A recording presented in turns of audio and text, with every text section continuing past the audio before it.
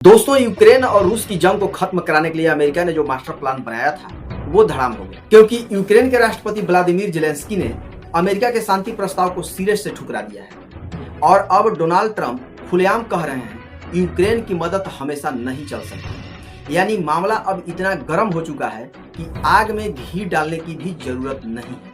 चलिए पूरी कहानी आसान भाषा में समझते हैं। अमेरिका का सीक्रेट पीस प्लान। अमेरिकी राष्ट्रपति डोनाल्ड ट्रंप ने रूस के साथ मिलकर चुपके से एक पीस प्लान बनाया। इस प्लान में बताया गया कि जंग कैसे खत्म होगी, किसे क्या मिलेगा और किसे क्या छोड़ना पड़ेगा। लेकिन खबर यह है कि इस ड्राफ्ट में दो बड़ी भारी भरकम शर्तें थी। यूक्रेन को डोनेट्स्क और लुहांस्क पर अपना हक छोड़ देना होगा, मतलब जो गया सो गया वाली बात स्वीकार करनी होगी। यूक्रेन अपने संविधान में लिखे कि वह कभी नाटो का सदस्य नहीं बनेगा। सीधे शब्दों में दरवाजा बंद कर दो और चाबी फेंक दो। ये शर्तें जेलेंस्की के गले नहीं उतरी। ट्रंप को भरोसा था डील हो जाएगा।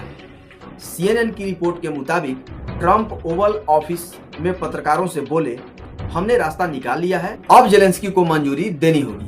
ट्रंप को लग रहा था कि यूक्रेन मान जाएगा, लेकिन जैसा कहते हैं मन का मुराद सबका पूरा नहीं होता। जेलेंस्की ने क्यू में अपने ऑफिस के बाहर एक बड़ी सभा को संबोधित किया और वहीं पर उन्होंने एक लाइन कही जो पूरी जंग की दिशा बदल सकती है। हम अपने देश से गद्दारी नहीं कर सकते। उन्होंने कहा कि ये यूक्रेन के इतिहास का सबसे मुश्किल वक्त है, क्योंकि उन्हें दो चीजों में से चुनना है, या तो अपनी गरिमा खो दो या फिर अमेरिका जैसे बड़े साथी को खोने का जोखिम उठाओ। और जेलेंस्की ने साफ कहा, मैं 24 घंटे लड़ूंगा, लेकिन दो चीजें कभी टूटनी नहीं चाहिए। पहली यूक्रेनियों की गरिमा और दूसरी यूक्रेन की स्वतंत्रता। यानी जान जाए पर सम्मान न जाए वाली बात। जैसे ही जेलेंस्की ने ना कहा, ट्रंप बिफर पड़े। उन्होंने साफ कहा, यूक्रेन को लगातार मदद देना संभव नहीं है। मतलब अमेरिका कह रहा है या तो हमारी मानो, नहीं तो खुद देखो।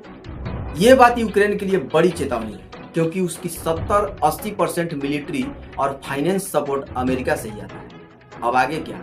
तो अब सवाल यह है कि बिना अमेरिका के सपोर्ट के यूक्रेन जंग कैसे लड़ेगा? क्या रूस अब और ज्यादा आक्रामक होगा? और क्या अमेरिका यूक्रेन को दबाव में लाकर यह डील मनवाएगा? फिलहाल इतना तय है कि जेलेंस्की ने ना कहकर दुनिया की सबसे शक्तिशाली ताकत को चुनौती दे दी है। और जैसा कहा जाता है, जो अकेले खड़ा रहता है वही असली योद्धा कहलाता है। मिलते हैं अगले वीडियो में, तब तक के लिए जय हिंद।